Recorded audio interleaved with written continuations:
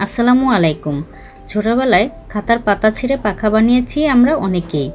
আজ সেই শৈশবের স্মৃতি দিয়ে বানালাম এক অন্যরকম মিষ্টি পাখা মিষ্টি। এই ঈদে নিয়ে এলাম রান্নাঘরে একটু ভিন্নতা, একটু শৈশবের হাসি। প্রথমে আমি চিনি শিরা তৈরি করে নেব।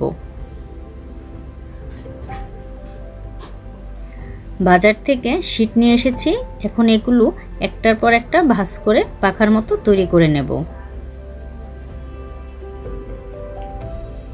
পাখা যেন খুলে না যায় তাই টুথপিক দিয়ে আটকে নিলাম। এভাবে আমি সবগুলো করে নেব।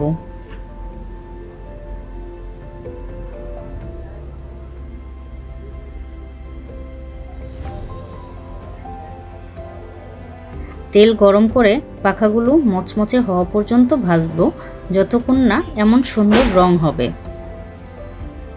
ভিডিওটি দেখতে দেখতে লাইক কমেন্ট করে ফেলেন। নতুন নতুন ভিডিও পেতে সাবস্ক্রাইব করতে ভুলবেন না। ভাজা হয়ে গেলে টুথপিকগুলো খুলে ফেলবো। এটা একটু সাবধানে করতে হবে যেন এটা না ভেঙে যায়। এক একটা পাখা এখন আমি শিরায় ডুবিয়ে সাথে সাথে তুলে ফেলবো। পাখার নিচে যেন শিরা পড়ে না থাকে, তাহলে সেটা নরম হয়ে যাবে। যাদের বাড়িতে স্ট্যান্ড আছে তারা শিরা ঝরাতে সেগুলো উপর রাখতে পারেন, তাহলে ভালো হবে। এখন গুঁড়ো দুধে হালকা পানি দিয়ে একটা মিশ্রণ বানিয়ে নেব। এতে আমি সামান্য সবুজ ফুড কালার মিশিয়ে নিচ্ছি যেন সুন্দর একটি রং আসে। অন্যদিকে আমি বাদাম কুচি করে নিয়েছি।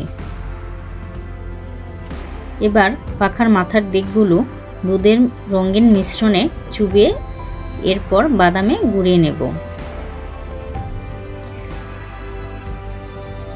তাহলেই তৈরি হয়ে গেল মচমচে মিষ্টি রঙিন আর নজরকাড়া ঈদের পাখা মিষ্টি। ঈদের আনন্দ হোক আরও রঙিন, আরও স্মৃতিময়। ঘরে যেন থাকে এই পাখা মিষ্টি আর মনে ফিরে আসে শৈশবের সেই হাসি।